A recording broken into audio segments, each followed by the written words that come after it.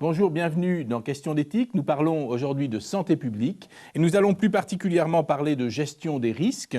Je veux dire de politique de dépistage et de politique de prévention des risques concernant l'alcool, le tabac, les conduites à risque. Et pour cela, j'ai invité aujourd'hui Simone Di Nicola. Simone Di Nicola est directrice adjointe de l'hôpital de Martigues. Vous êtes secrétaire générale de la MNH, qui est la Mutuelle nationale des hospitaliers et des professionnels de la santé et du social. Et vous êtes également la vice-présidente de l'Union régionale de la Mutualité française PACA, chargée plus particulièrement de la prévention. On est en plein cœur du sujet, si je puis dire. Pierre Lecause, vous êtes philosophe, professeur agrégé de philosophie. Vous êtes maître de conférence à la faculté de médecine de Marseille, où vous enseignez l'éthique médicale. Vous êtes le directeur de la rédaction de la revue Forum, qui est la revue de l'espace éthique méditerranéen. Vous êtes membre du comité national d'éthique et vous avez récemment publié Le médecin et la mort chez Vuibert, qui est une réflexion d'un point de vue éthique et philosophique. Je vous conseille cet ouvrage. En face de vous, Jean-Louis Sammarco. Jean-Louis Sammarco, vous êtes praticien hospitalier, professeur de santé publique à la faculté de médecine de Marseille. Vous êtes aussi le président de l'INPES, l'INPES, qui est l'Institut national de prévention et d'éducation pour la santé, également président du CODES, c'est-à-dire l'instance qui correspond mais au niveau régional, et vous présidez la conférence régionale de santé. À côté de Jean-Louis Sammarco, nous avons Jean-Robert Harlet. Jean-Robert Harlet, praticien hospitalier également, chef de service du service de médecine interne de l'hôpital de la Conception à Marseille. Vous êtes professeur de sémiologie à la faculté de médecine de Marseille et responsable de l'organisation des enseignements de 3e cycle. Vous êtes également le vice-doyen, tout nouvellement élu, de la fac de médecine de Marseille, membre de l'espace éthique méditerranéen. Alors, je vous propose de rentrer dans le vif du débat et de commencer donc à parler de cette question de risque. Moi, j'aimerais savoir comment on gère le risque en santé publique et qui sont les acteurs de cette gestion. Jean-Louis Sammarco, peut-être une réponse sur ce point. En tout cas, une ébauche de réponse. Il y a deux façons de voir les choses. Il y a une façon sur le plan collectif dans laquelle je dirais la gestion des risques relève du ministre de la Santé, plus particulièrement du directeur général de la Santé. On y reviendra parce qu'il y a une autre façon de voir les choses, c'est le risque au niveau individuel. Et je pense qu'il est important de souligner que chacun s'expose ou ne s'expose pas à un certain nombre de risques et que cette double notion, collective d'un côté, individuelle de l'autre, mérite d'être soulignée. C'est toute l'ambiguïté de la santé publique d'ailleurs et de l'aspect éthique de la santé publique. Exactement, et c'est là-dedans que nous vivons en permanence avec toutes ces difficultés que ça peut représenter. Mais pour revenir au problème collectif, je voudrais faire simplement, plutôt que de grands discours, une comparaison. La gestion du problème du sang contaminé, le problème de la grippe aviaire. Il y en a une qu'on a gérée, si j'ose dire, de façon lamentable. On l'a pris dans la figure, on n'a pas compris ce qui nous arrivait et on a réagi les uns après les autres plutôt mal. À l'inverse, vous avez, mais je pense que c'est bon parce que quand on fait un échec, on moins en tirer les conséquences, nous avons aujourd'hui une gestion d'un problème de santé publique qui n'est pas encore un problème de santé, mais qui est un problème de menace sur notre santé, qui est géré de façon parfaite, efficace, adaptée, calme, aussi sereine que possible, aussi efficace semble-t-il, mais avec une difficulté énorme. C'est que par définition, la gestion d'un risque, c'est quelque chose qui risque de m'arriver et que par définition, je ne connais pas. Donc on essaye de s'adapter, de prévoir, d'avoir un état d'esprit ouvert aux risques potentiels et essayer de prévoir l'organisation des réponses. C'est par définition quelque chose qui est difficile à organiser. Oui, j'imagine que ce n'est pas simple, effectivement. D'ailleurs, on le voit quand on compare la vache folle, par exemple, la gestion de la crise de la vache folle à la gestion de la crise de la grippe aviaire. On voit déjà certaines différences et que, quelque part, les leçons ont été apprises et sont aujourd'hui appliquées. Alors, quels sont les enjeux du dépistage? Puisque, finalement, une façon de prévenir, c'est d'essayer de dépister les maladies, de connaître à l'avance si on va les avoir ou pas. Jean-Louis Sammarco. Le dépistage, c'est différent de la prévention. Dans la prévention, j'essaye d'éviter une maladie. Dans le dépistage, j'essaye de la repérer tôt, parce que je ne sais pas l'éviter, pour la traitant tôt, la traiter mieux. Donc, et là, vous avez la réponse qui va découler. Pourquoi le dépistage? Le dépistage, on va le faire quand on va avoir derrière une maladie dont on connaît l'histoire naturelle et dont on sait que si on la prend plus tôt, on va la modifier, dans lequel on aura les possibilités de confirmation, un test diagnostique qui me permettra de confirmer, dans lequel derrière on aura un traitement, et vous voyez que je vais dépister non pas n'importe quelle maladie, mais une maladie dont je connais l'histoire naturelle, le cancer du sein, 10 ans entre le moment où le cancer apparaît et le moment où il pourra devenir diagnostiqué. mais dans les dernières années, risque de métastase. Donc je vais essayer de gagner ces 3 ou 4 ans qui vont me permettre non pas d'empêcher la femme de faire un cancer du sein, mais d'empêcher que ce cancer métastasant devienne dangereux pour sa santé. Deuxième chose, au lieu de lui enlever le sein, je vais lui faire une toute petite ablation. Je vais donc être plus efficace à moindre coût pour elle, à moindre douleur pour elle, à moindre coût pour la société et à plus grande survie postérieure. Je gagne partout, mais je gagne partout parce que c'est un problème que je connais. Dépister une maladie pour laquelle je ne sais pas ce qu'elle a et quelle est son histoire et sur laquelle je ne peux rien faire, ce serait stupide. Donc on dépiste pour être efficace, pour être plus efficace.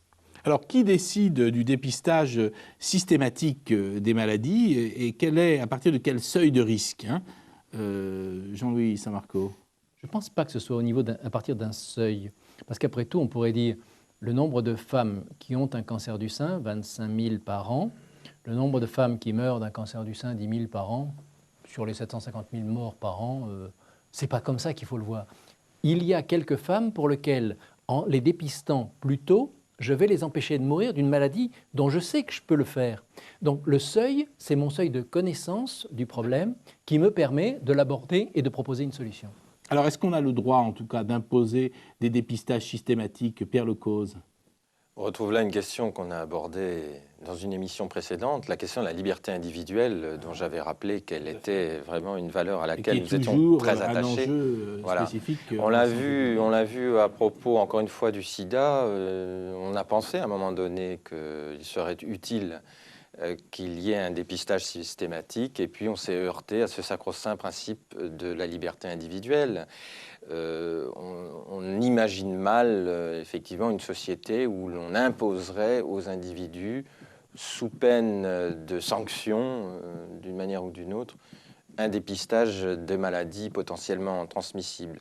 Mais on parle quand même, dans la pratique usuelle du langage, de dépistage systématique pour décrire des pratiques un peu orientées, je pense en particulier à la détection de la trisomie 21. On oublie au fond que l'échographie, eh bien, n'est pas obligatoire.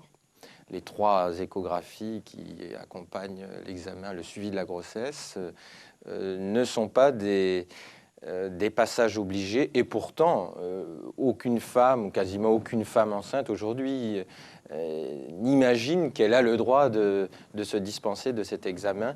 Et il est vrai que l'échographie est souvent orientée vers le dépistage de toutes les maladies, mais aussi en particulier de la trisomie 21, puisque lorsque une image nous paraît un signe d'appel, nous suggérons de faire une amniosynthèse. Et là, donc, certains praticiens dénoncent une dérive du côté de la systématisation du dépistage. Oui, mais est-ce que ce n'est pas parce qu'il y a aussi, sur ce point particulier, une sensibilité bien spéciale, en quelque sorte, qui a trait justement à d'autres notions morales que celle simplement d'éviter d'avoir à subir une pathologie spécifique, puisque bien souvent, quand un fœtus est dépisté en quelque sorte avec cette maladie, la période de grossesse ne va pas à son terme.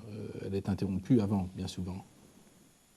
Vous voulez dire qu'il y a des trisomies qui se soldent par des avortements spontanés. C'est tout à fait exact, mais je n'ai pas les chiffres en tête. Il se trouve quand même qu'aujourd'hui, nous avons toujours un taux régulier de naissance d'enfants trisomiques qui échappent à l'éclairage de ce dépistage prénatal du fait de l'augmentation de l'âge de la grossesse.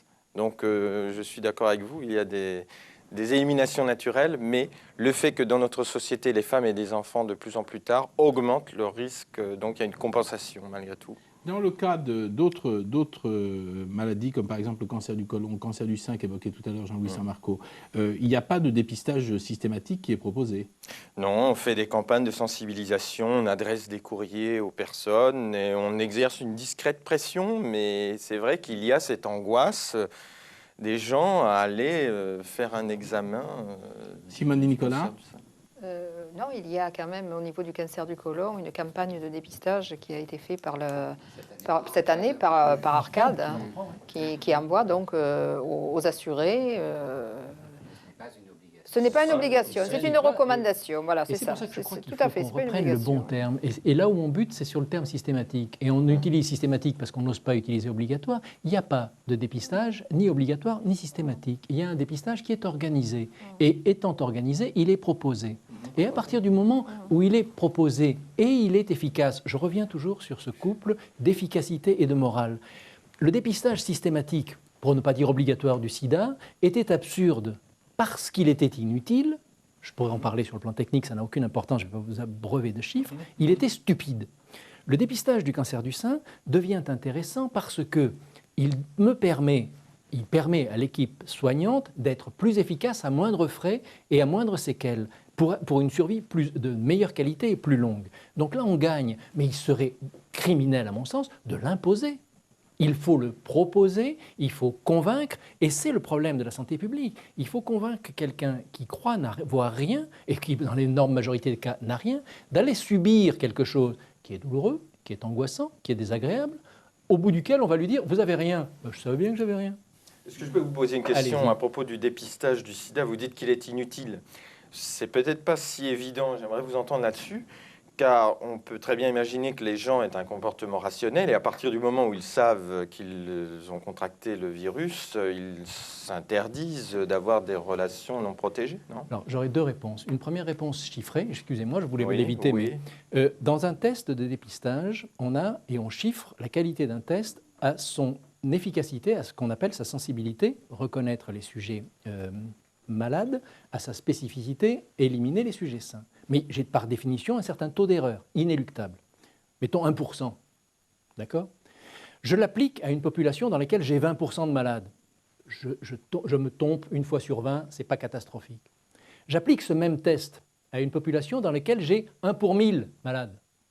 Je vais avoir 10 fois plus de sujets mal classés que de sujets bien classés. Techniquement, il est nul, donc moralement, il est inapplicable. Deuxième élément de réponse, ma population, contrairement à ce que vous pouvez penser, n'est pas faite de sujets rationnels. Et vont échapper à mon test ceux qui, inconsciemment ou consciemment, se disent « étant donné ma vie sexuelle et mon dernier congrès à Paris, est-ce que j'ai vraiment envie de savoir ?» Et je me mets la tête dans le sable et je vais rater un certain nombre de gens, au sens qui sont parmi ceux qui en auront le plus besoin de ce test. Donc, à l'erreur technique inéluctable et incompressible, vient s'ajouter une erreur qui tient au fait que nous n'avons pas de concept rationnel. C'est pour ça, et au nom de ça, que je condamne le test de dépistage qui est doublement stupide pour le VIH. Jean-Robert Harlet, je vous en prie. Je voulais juste rajouter, concernant ces dépistages, que nous connaissons des dépistages obligatoires qui ont existé, et je voudrais bien regarder s'ils n'existent plus. Si vous vous mariez, vous avez un test de syphilis qui est terminé, mais pas depuis très longtemps. C'est effectivement après qu'on a regardé combien il était stupide de rechercher le VIH qu'on s'est dit c'est pas la peine d'aller chercher la syphilis alors qu'on le faisait, et qui a fait des dégâts au passage, mais ce serait un peu trop long d'en parler. Un dépistage obligatoire, vous naissez, on ne vous pose pas la question, on vous dépiste la phénylcétonurie, on vous fait le test de Guthrie et l'hypothyroïdie. Et je crois que c'est plus utile de chercher l'hypothyroïdie que la phénylcétonurie, qui est une maladie... Je ne sais pas du tout ce que c'est, tout ça c'est du chinois pour nous. C'est pour être du chinois, pour autant c'est un dépistage obligatoire. Okay. C'est un dépistage qui est fait sans même qu'on ait posé la question aux parents et encore moins aux enfants qui viennent de naître. Donc le dépistage obligatoire, ça existe. Parce qu'il est efficace. Parce qu'il est supposé être efficace. Et quand on voit, pour ce qui concerne... Ouais, déjà, comment dirais-je... Le test de Guthrie et la quantité de gamins que l'on détecte comme ayant une phénylcétonurie, qui est une maladie grave, c'est un fait, mais qui est une maladie rarissime, c'est un autre fait. On connaît quantité d'autres maladies génétiquement déterminées qui pourraient être recherchées avec plus d'intérêt que, par exemple, l'hémochromatose, qui est une maladie qui touche une personne sur 300 dans certains pays du nord de l'Europe. On se pose la question d'un dépistage systématique à la naissance. Donc le terme systématique, le terme obligatoire existe dans certains cas, appliqué à certaines populations. Et la mucoviscidose également? Est-ce qu'elle n'est pas dépistée systématiquement? Elle n'est pas dépistée systématiquement à l'heure actuelle, pas du tout. Alors, comment pourrait protéger en tout cas le droit des individus dans le cadre de ces dépistages obligatoires, systématiques ou disons imposés, même s'ils ne sont pas réellement obligatoires ou systématiques, et surtout par rapport à l'information, en quelque sorte, de la pathologie potentielle que l'individu peut avoir. C'est-à-dire, si effectivement l'individu est malade, comment est-ce qu'on protège l'individu, comment est-ce qu'on protège ses droits dans ce processus de dépistage? Est-ce que c'est anonyme? Est-ce que c'est secret? Est-ce qu'on respecte le droit à ne pas communiquer cette information, autre que le corps médical qui va aider à soigner la pathologie en question? Jean-André Harlet. Oui, tout à fait. On a effectivement, dans un premier temps, dès lors qu'on applique un test de dépistage, et je veux parler par exemple du test du sida, de la sérologie à réaliser pour le sida, j'ai obligation de poser la question à celui à qui je vais proposer ce test, qu'il accepte que ce test soit fait. Il y a donc un contrat, une contractualisation de ce test de dépistage. Il en est ainsi de la plupart des tests de dépistage, qu'ils soient à la recherche d'une maladie infectieuse, qu'ils soient à la recherche d'un cancer, qu'ils soient à la recherche d'une anomalie génétique. Elle doit chaque fois ouvrir à une information, une discussion et un contrat qui soit très clairement établi entre les deux parties, le médecin et celui qui va faire l'objet du dépistage, premièrement. Deuxièmement, dans ce contrat, il est très clairement explicité que en aucun cas ce dépistage ne doit ouvrir à une déclaration nominative d'une maladie. Et si j'insiste sur la déclaration nominative, c'est qu'il existe un certain nombre de maladies qu'on qualifie de maladies à déclaration obligatoire. Il existe un certain nombre de maladies infectieuses en particulier. Si vous avez la rage, si vous avez une leptospirose, si vous avez une tuberculose, une syphilis, une typhus, et il y a toute une liste de maladies, je pense que la lèpre doit exister également, j'ai obligation de déclarer cette maladie au niveau de la DRAS. Parce que ce sont des maladies particulièrement infectieuses, j'imagine, c'est pour ça. Exactement. Et d'une part, et effectivement, l'épidémiologie de ces maladies peut être très clairement alimentée par le fait que je déclarais cette maladie. Et il existe en France un bulletin épidémiologique hebdomadaire. Chaque semaine, je suis capable, en lisant ce journal, de savoir s'il y a eu un cas de tétanos, un cas de leptospirose ou de typhoïde en France. Donc, déclaration obligatoire et strictement anonyme. Strictement anonyme. Et ça, c'est un élément que nous devons absolument affirmer avec force vis-à-vis des malades à qui on fait des dépistages. C'est que la protection, c'est on vous fait le dépistage, mais il est strictement anonyme. Pierre Lecause, oui, vous juste ajoutez un point quelque chose concernant le secret. Il y a eu, il y a 2 ans, un avis rendu par le comité d'éthique à la suite d'une saisie du ministre de la Santé, à propos des maladies génétiques pour lesquelles il existe un traitement soit préventif, soit, c'est plus rare, thérapeutique. Par exemple, la maladie de Steiner, on peut poser une pile cardiaque, des maladies où il y a trop de fer dans le sang, on peut en retirer, ce sont des noms à coucher dehors. Donc voilà. Et alors, on se dit tout de même, imaginons un individu qui bénéficie de ce traitement, soit préventif, soit curatif, qui sait que cette maladie, il l'apprend, peut exister aussi dans la parentèle, chez ses apparentés. Il annonce par avance qu'il ne fera pas transmettre l'information concernant cette maladie. Le généticien se trouve tout de même dans un grand embarras, car il voudrait bien quand même communiquer cette information et peut-être sauver la vie de frères, de sœurs, de cousins. Et le comité a préféré préconiser le maintien du secret, ne serait-ce que parce qu'il faut que les individus puissent garder confiance dans le corps médical. Car s'ils vont faire un test de dépistage et ils savent qu'on va peut-être répercuter l'information, ils ne feront pas le test, bien sûr. Alors, est-ce qu'on peut tout dire au patient? Est-ce qu'on a le droit, en quelque sorte, de lui dire tout? Et quelles précautions on doit prendre, justement, suite à un dépistage pour annoncer, par exemple, que le patient a une pathologie, est victime d'une pathologie spécifique? Jean-Louis Sammarco. Pour l'avoir fait quelques fois, je peux vous dire que c'est inconfortable, mais indispensable. Je veux dire par là que dès lors, je reprends du cancer du sein. Les premières années, j'ai travaillé quand Lucien Piana avait lancé cette organisation sur Marseille et sur le département. Et il m'est arrivé un certain nombre de fois d'avoir à annoncer à des patients que le test avait permis de dépister une image suspecte de cancer et qui nécessitait donc qu'on se lance et qu'ensuite on leur dise qu'il fallait confirmer et éventuellement les opérer. Et la réaction est simple. Vous m'avez rendu cancéreux. Ah oui, Et c'est carrément. vrai, parce qu'il n'était pas cancéreux Bien sûr, avant bien moi, sûr. et c'est mon intervention. Bien sûr. Et c'est vrai que j'ai violé leur intimité. Et je me pose la question... Mais avec leur consentement quand même. Certes, mais ils attendaient de moi que je confirme ce qu'ils croyaient savoir, Qu'ils n'avaient qui était rien. qu'ils n'avaient rien. Bien sûr. Et je suis venu inverser cette notion. Et j'ai bouleversé leur existence. Et je me suis fait engueuler. Et je le comprends. C'est normal.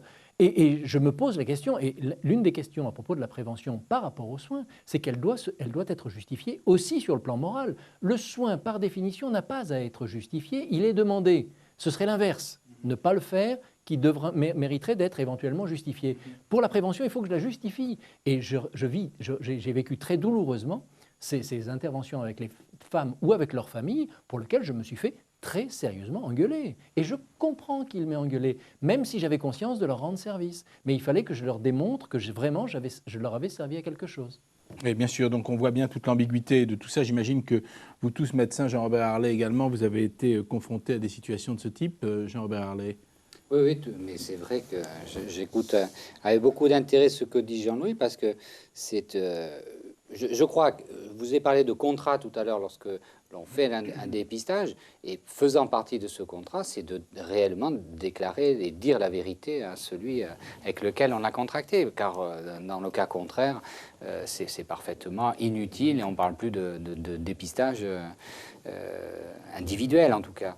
Alors, il y a cette ambiguïté qu'effectivement, dans le dépistage, il est quelquefois des questions qui sont tout à fait relatives à une personne donnée, la personne que vous avez face à vous. Et on peut qualifier ce dépistage d'un dépistage avec un bénéfice individuel direct. La femme à qui on va rechercher s'il existe les premières traces d'un cancer, c'est à elle que ça va profiter. Il est vrai qu'on a quelquefois des dépistages qui sont sans aucun bénéfice individuel direct. Je veux dire que des dépistages de masse peuvent être réalisés pour essayer de retrouver si telle bactérie ou tel virus est parti dans la population générale. Si il a laissé la trace, par exemple, d'une infection. On connaît, par exemple, dans une maladie parasitaire qui s'appelle la leishmaniose, qui touche nos chiens dans la région marseillaise et provençale. Eh bien, cette leishmaniose touche également les humains.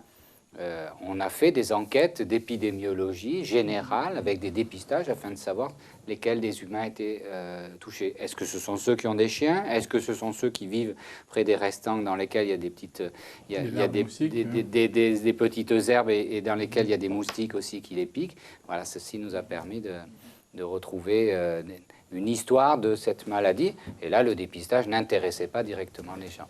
D'accord. Un cas social plus actuel et très brûlant, c'est celui du dépistage de la maladie d'Alzheimer, qui a été préconisé par certains politiques et pour laquelle il n'existe tout de même pas, à ma connaissance, de thérapie réellement efficace. Et donc c'est une vraie question de savoir si on peut inciter les individus à aller faire des tests cognitifs pour savoir s'il y a une présomption de déclaration de maladie d'Alzheimer, alors même que nous sommes totalement démunis sur le plan thérapeutique. Oui, donc ça veut dire dépistage, ça veut dire traitement possible. C'est ce que vous disiez tout à l'heure, Jean-Louis Sammarco, et on en revient à ce point-là. Alors parlons un peu de médecine préventive, si vous voulez. Qu'est-ce que c'est que la médecine préventive? En quoi ça consiste et de quels moyens dispose-t-on en médecine préventive? Jean-Louis Sammarco. Mais je vous ai dit, dans une autre émission, je vous avais parlé des fonds qui sont investis dans le soin d'un côté et dans la prévention de l'autre. Oui. Et j'avais donné les chiffres, qui étaient les derniers dont je disposais, c'est 2 500 € par personne et par an pour le soin, contre 50 pour la prévention. Ça vous donne déjà une échelle. Alors, la médecine préventive, maintenant, ça correspond à la prise en charge d'une certaine population d'abord pour organiser toute une série de vaccinations dont on a parlé par ailleurs, vaccinations obligatoires ou recommandées pour essayer de le faire. D'autre part, pour donner toute une série d'informations, pour établir des relations, c'est en général avec la mère qu'on fait cela pour les petits-enfants, pour essayer de voir comment est-ce qu'ils sont, quel est leur degré de croissance, quelles sont leurs qualités, En fait, on fait des consultations alors que le sujet n'est pas demandeur pour ses soins et qu'on l'incite par des moyens, soyons clairs, économiques. Puisque pour les premières consultations, la prise en charge sur le plan financier des allocations familiales sera fonction de la réalisation de ces examens. Donc on incite très fortement les gens à le faire. Dire que si on fait passer l'examen, pas d'allocation familiale. Voilà, donc on les fait. C'est une façon ouais. qui ne dit pas son nom de les rendre obligatoires. Par contre, je crois que ça permet bien de concevoir ce que nous concevons en général comme notion préventive, qui est la notion d'une organisation de soins avant la maladie ou en dehors de la maladie, qui est délivrée par des gens qui savent, les docteurs, qui font à ceux qui ne savent pas. Et ça me permet de voir que c'est une notion importante. Les vaccinations ont éradiqué des maladies et M. Sarkozy a réduit la mortalité sur la route par l'imposition de radars. Nous sommes devenus sages, baissifs. C'est une bonne chose. Si on limite à ça la prévention, c'est une notion extérieure qui est très limitative. C'est un peu courte, effectivement. C'est un peu court. Et ça ne permet pas d'envisager tous les risques qui sont les principaux risques. Qu'est-ce qui me menace? Le cancer, la pathologie cardiovasculaire, pour les jeunes, les accidents et les suicides. Faites de la prévention, Sarkozy ou Pasteur, dans ces conditions-là, non. Il faut que j'ai une notion dans laquelle je donne à chaque individu, à chaque membre, à chaque sujet, les moyens d'assumer la charge de sa santé comme de s'assumer en général. Et donc de l'éduquer, de le former pour qu'il fasse ce qu'il a envie de faire au mieux de sa santé et de sa vie. Et donc il y a deux parts dans la prévention. La prévention délivrée, qui est la médecine préventive, et la prévention autonome, qui est ce que j'attends d'un individu et ce que j'essaye d'inculquer à un individu en le laissant libre de faire comme il l'entend, mais qu'il ne prenne pas de risques bêtement sans savoir que ce sont des risques et qu'il s'épanouisse au mieux.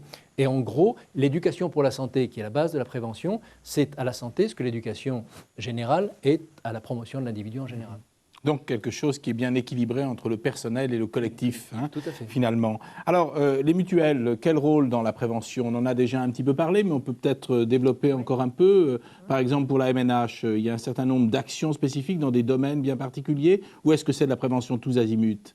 Alors, puisque vous parlez de la MNH intervient surtout auprès des personnels de santé et intervient en tant qu'information. Le professeur San Marco l'a bien dit, c'est donc bien informer les publics et ses adhérents des risques qu'ils courent. Par exemple, nous sortons des brochures d'information sur les risques de lombalgie.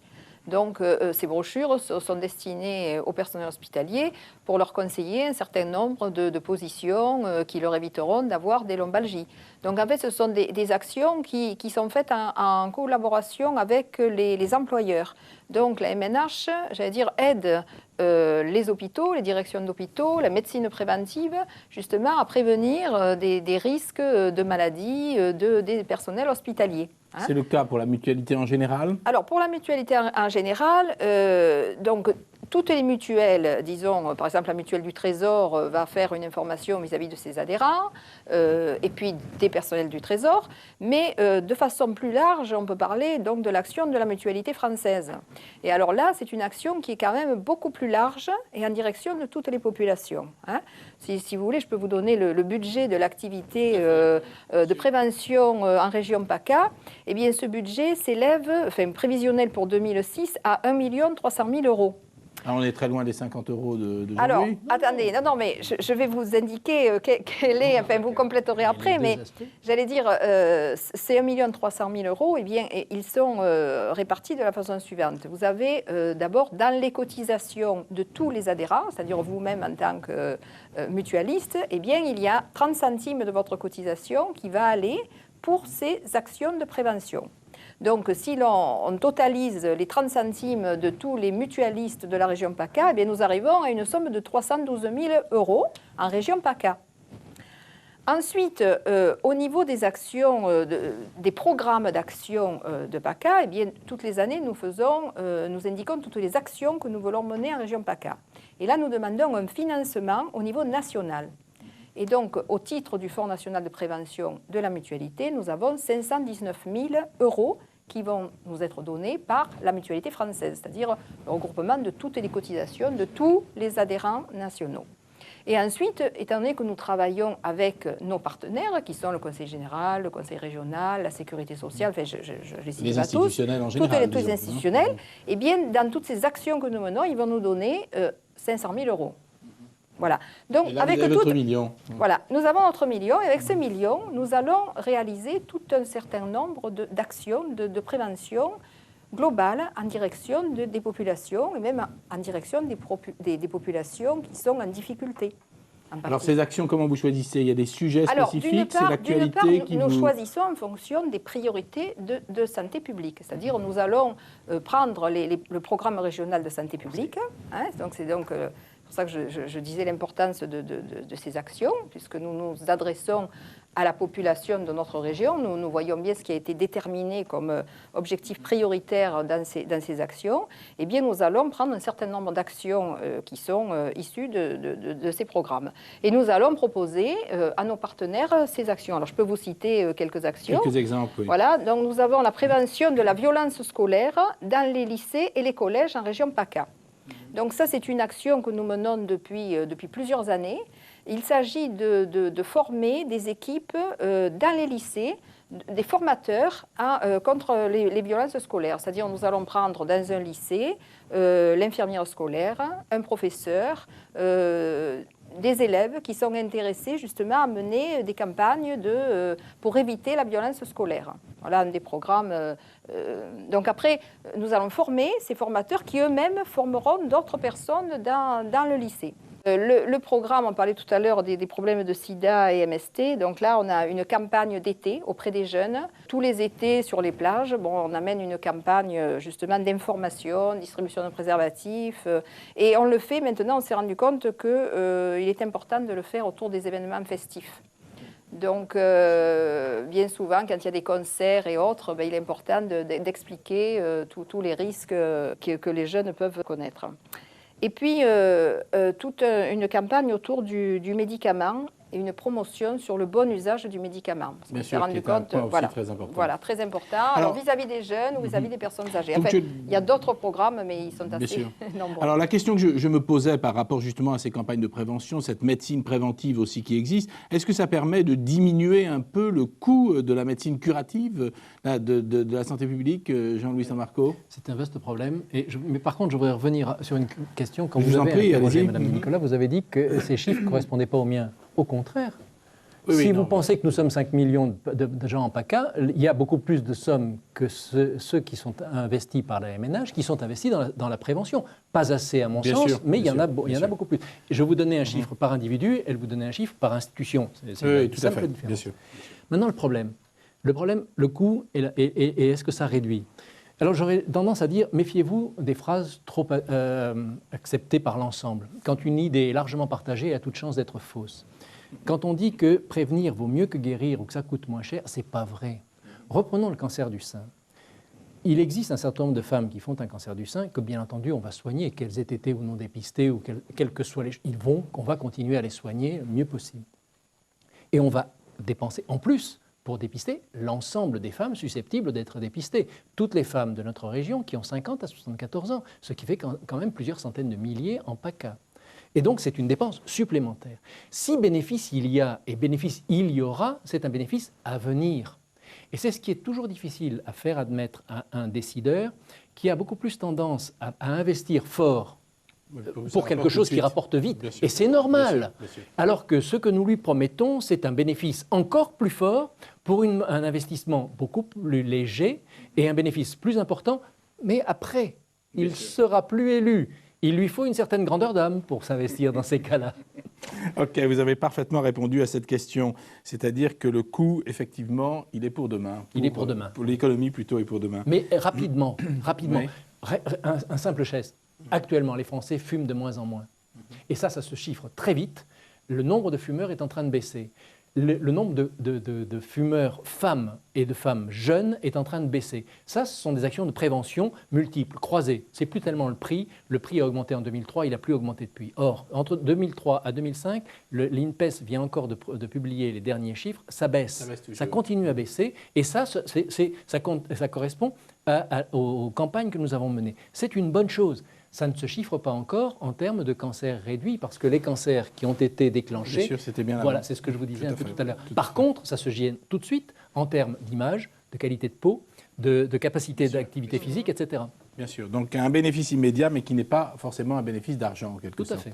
Alors, si on reprend cette idée des toxicomanies, puisque vous parliez maintenant du tabac, quelles sont justement parmi les toxicomanies celles qui ont le plus d'impact sur la santé publique, Jean-Louis Sammarco? Celles qui font le plus peur ou celles qui ont le plus Non, d'impact? le plus d'impact en termes, Pas- j'allais dire, de il y a dégâts. pas- Il n'y a pas photo. Il y a deux toxicomanies qui sont, et de loin, les plus dangereuses pour notre société, c'est le tabac et l'alcool. Et puis, il n'y a pas de troisième. Vous voulez dire que quand on parle des drogues, par exemple, on est très très loin derrière. Je ne dis pas que ce ne soit pas dangereux, ce n'est pas du tout Oui, ce que oui, je veux bien dire. sûr, Mais vous m'avez oui. posé la question de savoir quelle était celle qui avait le plus d'impact.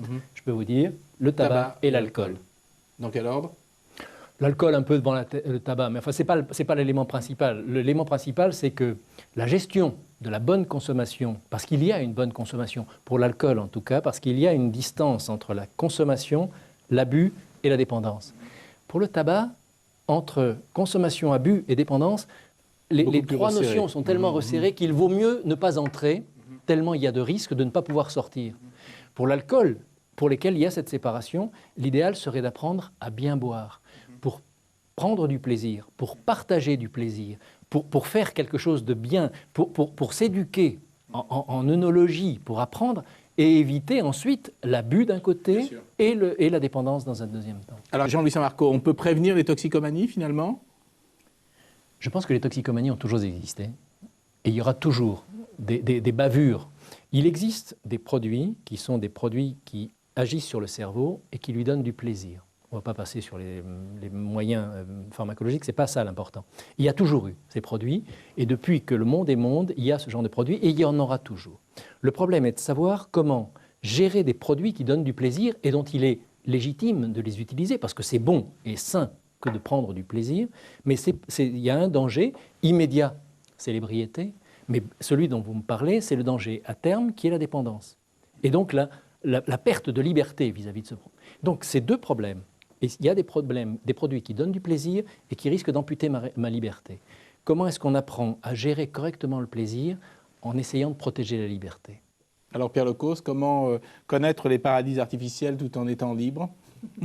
Je voudrais préciser sur ce point que, évidemment, les classes les plus défavorisées sont les plus vulnérables et on se doute des raisons pour lesquelles la ghettoisation des populations les rend évidemment beaucoup plus propices à ce genre de choses. Mais en même temps, on vit dans un monde de dérégulation généralisée par l'effet de la mondialisation qui fait qu'on s'aperçoit que progressivement, même les classes les plus favorisées sont gagnées par le fléau de la toxicomanie, parce que même des cadres, des dirigeants sont obligés d'être compétitifs. Ils sont dans cette société de la performance qui est la nôtre, où on est gagnant ou perdant, et la solitude du décideur dans un monde où tout est possible, où demain il peut perdre un marché ou rater une opportunité de créneau, fait qu'on, dans cet univers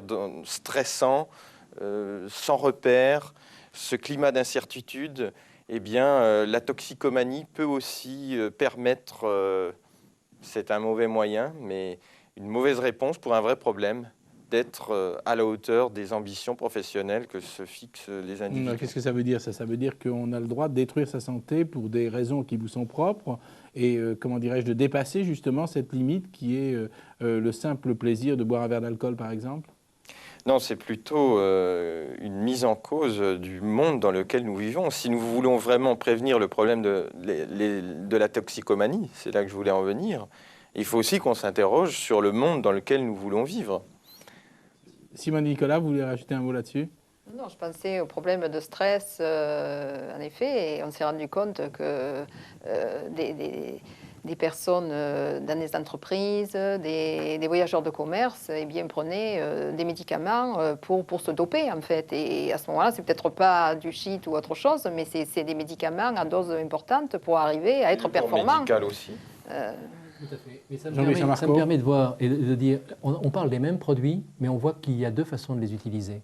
Et il y a une façon positive, quel que soit le produit, qui est la recherche du plaisir, j'allais dire d'un homme apaisé, d'un couple apaisé ou d'un groupe apaisé qui prendrait ensemble du plaisir. Et le même produit, utilisé pour éviter ma douleur, pour éviter mon angoisse, éviter la trouille dans laquelle je vis, le même produit, dans un cas, je ne peux que respecter cette consommation, dans l'autre, je dis c'est une consommation pathologique. Le même shit consommé par un gosse qui partage dans le cadre d'une fête, à condition que ça ne devienne pas, justement, la deuxième chose, la consommation solitaire, la consommation quotidienne et la consommation qui me manque quand je ne l'ai plus, dans un cas, j'ai du plaisir, dans l'autre cas, je suis indépendant. Et ce n'est pas innocent. Une vision purement biomédicale dirait, il suffit de rester là. Pourquoi ces gamins passent-ils de la consommation de shit festive à la consommation obligatoire? Pourquoi les cadres dont parlait Lecoz tout à l'heure sont-ils consommateurs de cocaïne, ce dont on ne parle pas?